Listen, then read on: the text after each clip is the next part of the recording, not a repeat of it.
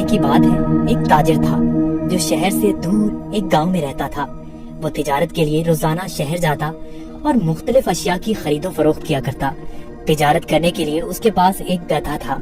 वो गधे पर सामान लाद कर रोजाना शहर जाया करता। ताजिर अपने गधे की बहुत अच्छे तरीके से देखभाल करता, उसकी खुराक का बहुत ख्याल रखता, उसे वक्त पर चारा डालता और पानी पिलाता, क्योंकि ताजिर को पता था कि उसकी तिजारत के लिए इस गधे की बहुत जरूरत है। गधा बहुत सेहतमंद था। ताजिर बहुत सारा सामान एक साथ गधे पर लाद कर फरोख्त के लिए शहर ले जाता, लेकिन उसका गधा बहुत कामचोर और आलसी था। उसको भागना दौड़ना खाना पीना बहुत पसंद था। आज फिर शहर जाना पड़ेगा। मुझे हमेशा छुट्टियां क्यों नहीं हो जाती? मुझे छुट्टियां बहुत पसंद हैं। मेरे मालिक को तो हमेशा काम की ही पड़ी रहती है, पर मुझे फारिग रहना बहुत पसंद है। मेहनत करना तो बिल्कुल भी मुझे अच्छा नहीं लगता। ताजिर अपने गधे पर सारा सामान लाद कर शहर ले जाता और ताजिर को शहर जाने के लिए एक नदी को पार करना पड़ता था। शहर जाकर वो सारा सामान बेच देता। ताजिर को हर रोज बाजार की मांग के मुताबिक अशिया की तिजारत करनी पड़ती थी। कभी कपास तो कभी नमक, कभी सब्जियां तो कभी फल। ताजिर को पता लगा कि बाजार में नमक की मांग बहुत बढ़ गई है। ठीक है, मैं बहुत जल्द ही नमक लेकर आ जाऊंगा। उसने अपने गधे पर 4 बोरियां नमक की लादी और उसको मालूम हो गया कि 4 बोरियों का वजन काफी ज्यादा है। ओहो, मेरा गधा इतना वजन नहीं उठा सकता। इसका वजन थोड़ा कम करना पड़ेगा, यही ठीक रहेगा। उसने गधे की पीठ से एक बोरी उतार दी, फिर भी गधा आगे जाने के लिए तैयार नहीं था। ताजिर को अपने गधे का तो बहुत ख्याल था, पर उसको अपने गधे का पता था कि वो बहुत कामचोर और आलसी है। उसने एक छड़ी गधे की पीठ पर मारी और उसे बाजार ले जाने की कोशिश करने लगा।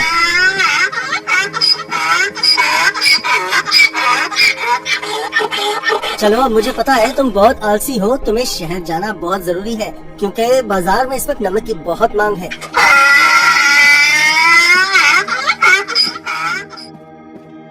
ताजिर ने सारा नमक फरोख्त कर दिया।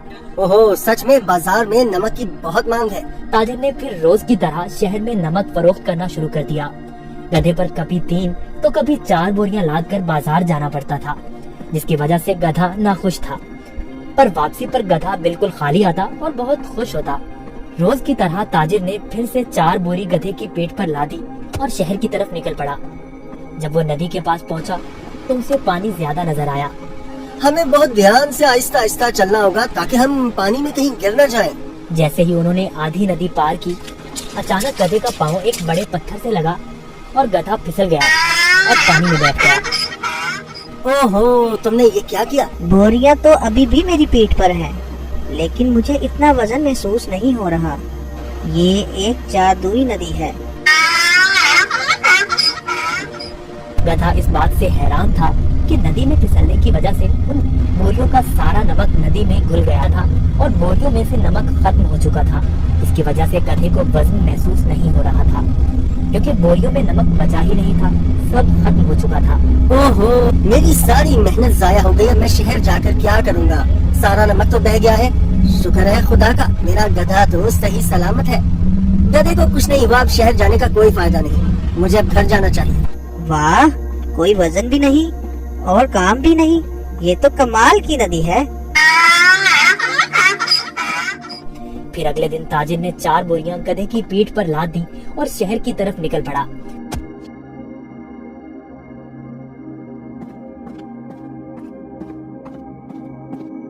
आहा, कल का दिन कितना अच्छा था।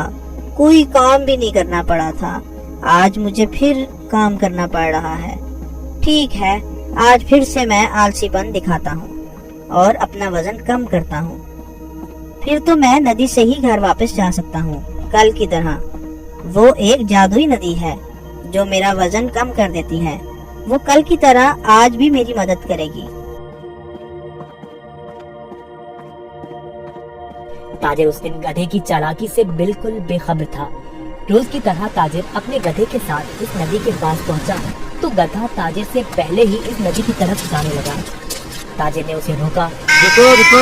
गधा फिर से नदी में फिसल गया जहाँ वो पहली बार फिसला था। ओहो, तुमने क्या किया? काहे गधे, जल्दी से बाहर आओ। लेकिन बहुत देर हो चुकी थी। बोरियों का सारा नमक नदी में घुल गया। गधे को अब कोई वजन महसूस नहीं हो रहा था। वाह, ये हुई ना बात, कोई वजन भी नहीं और काम भी नहीं। ये दोबारा कैसे? जरा सोचता हूँ, ये जानबूझकर मेरे साथ कहीं चालाकी तो नहीं कर रहा। ओ काहिल गधे, मैंने तुम्हारा इतना ख्याल रखा और तुमने मेरे साथ क्या किया?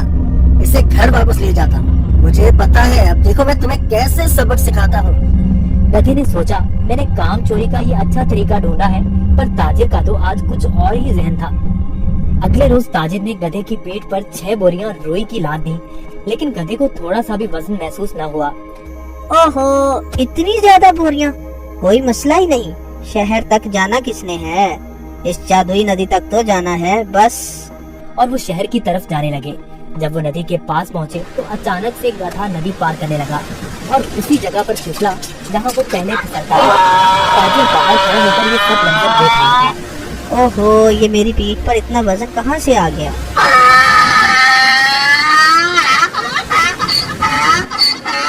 ताजिर बहुत समझदार आदमी था। उसको पता चल गया कि उसका गधा जानबूझकर ये सब उसके साथ कर रहा है। इसलिए ताजिर ने इस दफा बोरियों में नमक के बजाय रुई भर दी थी। जैसे ही गधा नदी में फिसला तो रुई ने पानी जब्त कर लिया और गधे की पेट पर वजन ज्यादा हो गया। हाँ, तुम मुझे इतने दिनों से बेवकूफ बना रहे थे। तुम्हारी इस हरकत से मेरा बहुत नुकसान हुआ है। तुम्हें इस बात का अंदाजा भी है क्या? अब तुम इसी तरह बोरियों के साथ घर जाओगे। गधे को उन बोरियों के साथ ही घर आना पड़ा। इस तरह गधे ने अपना सबक सीख लिया और उस दिन के बाद गधे ने कभी नदी में फिसलने की हिम्मत न की। इसलिए नतीजा, जैसा करोगे वैसा भरोगे।